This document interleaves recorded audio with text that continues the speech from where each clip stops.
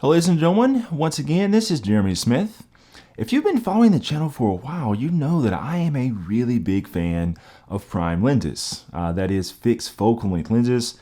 So instead of having like an 18 to 105 or 24 to 70, a fixed lens or prime lens is going to be one focal length all the time, like a fixed 24, a fixed 50, a fixed 85. Now, there's a lot of advantages to prime lenses, and that's really not what this video is going to be about. Perhaps we could talk about that in another video. But today I'm going to talk to you guys about how to pick the perfect prime lens. A lot of times people say, Jeremy, which prime lens should I get? They've already done their research. They know they want a prime, but they have no clue where they should start. So today we're going to take a look at a couple of really simple ways that you can determine which prime lens is going to be the best for you to get started with. So stay tuned.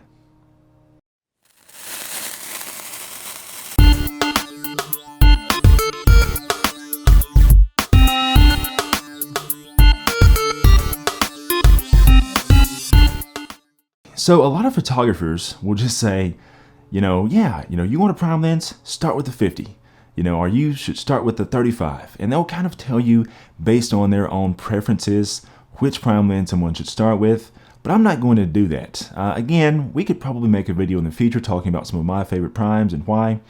But if you're using a different camera, that can affect which prime lens you should start with. So if a photographer tells you to just get a 50, and they are using a full frame camera, but you have a crop sensor, that 50 is a great neutral starting point for them with their full frame camera, but for you with your crop sensor body, you would be better off with the 35.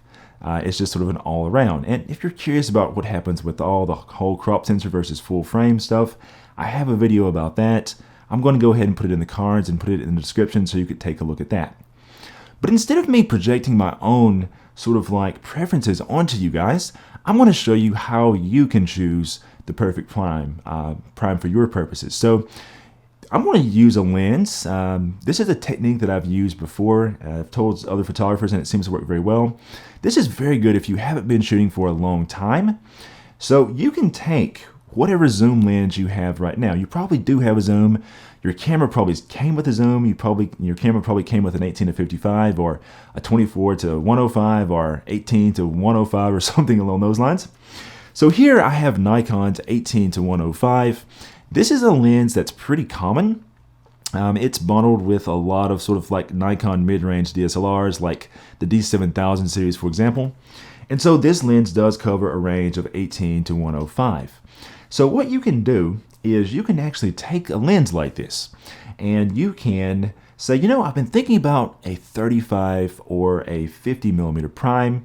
You can just take this lens and set it to 35 millimeters and go out and just do a shoot and just make believe that this lens is a fixed lens. Just leave it at 35. And then you can say, okay, well, I see what that was like. Now let me go ahead and let me just leave it set to 50. And you could leave it there and just see what you think. Or you could leave it to 105 or whatever range of prime you're thinking about going to. You could just simply leave your lens at that range and just pretend it doesn't zoom and then just kind of see how things work out. And that way you can kind of develop your own eye and kind of figure out exactly which of those ranges you prefer. Now, if you are the type of photographer, let's just say that you've been shooting for quite a while, and maybe at this point you've even got several lenses. You might have yourself something like, maybe you have like a 18 to 55, maybe you have like a 55 to 200, a 70 to 300. Maybe you've got a lot of lenses and you've just been sort of shooting with them all, and you're still kind of like deciding about a fixed lens, a prime lens. So you already have all these photographs though that you've shot. You can actually do this a different way. You can look at your image's metadata. So every time you take a photograph with your camera is recording things like, everything from your aperture and your shutter speed and your ISO. Even your camera's serial number is embedded in your metadata in most cases. But the thing we're after is our focal length, because focal length gets embedded in metadata too. So if you're using a program like, say, for example, Adobe Lightroom Classic, you can go into Lightroom Classic and you can click on a folder of images. You can go into the grid view And then you can actually filter by different attributes. And the attribute you'd be looking for here, of course, is focal length. And that will tell you how many images you have shot at a given focal length. Now, I took a few images here with my state-of-the-art, latest and greatest tech Nikon D50 here, just as an example to kind of show you. So you can see that whenever I click on this D50 folder, I can see all the focal lengths that I used. But instead of just going in here and clicking on just this folder of images, I could also go in here and I could click on all images in Adobe Lightroom. And that will show me every single image that's in my Lightroom catalog, and I can filter by past and present images and really see which focal lengths I was using, and that can give me a good idea of which prime I might want to select. So if I see that I've been shooting a ton at 85, then maybe I should really think about getting an 85 as my first prime.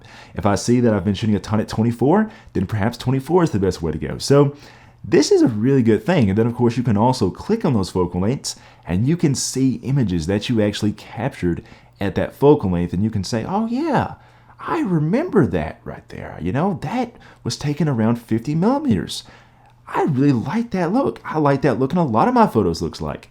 So maybe I need to go ahead and buy this 50 first. So just something to keep in mind.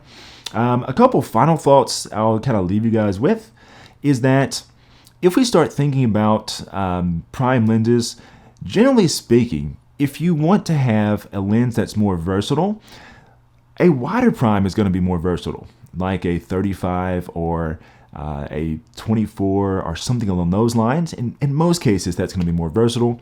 If we start thinking about longer primes, like 85s and 105s and 135s and 200s and so on, we're probably doing something a lot more specific with those. And so if you're just doing some photographs, if you're taking photographs of, just at an event, or if you're taking photographs of family and things like that, or you're doing vacation pics, you're probably not going to choose a long prime like an 85 or something, because you'll forever find yourself having to back up. But if you're doing something specific, like if you're shooting something at a distance, or if you're going to do something like do more pose and set up portraits where it's going to be more emphasis just on the person in the scene, that's where an 85 would come into play, or a longer focal length would come into play. And so for me, that's using 85. I find myself photographing lots of pose portraits. I'm not photographing a lot of children that are going to be moving around, so I don't find myself having to back up.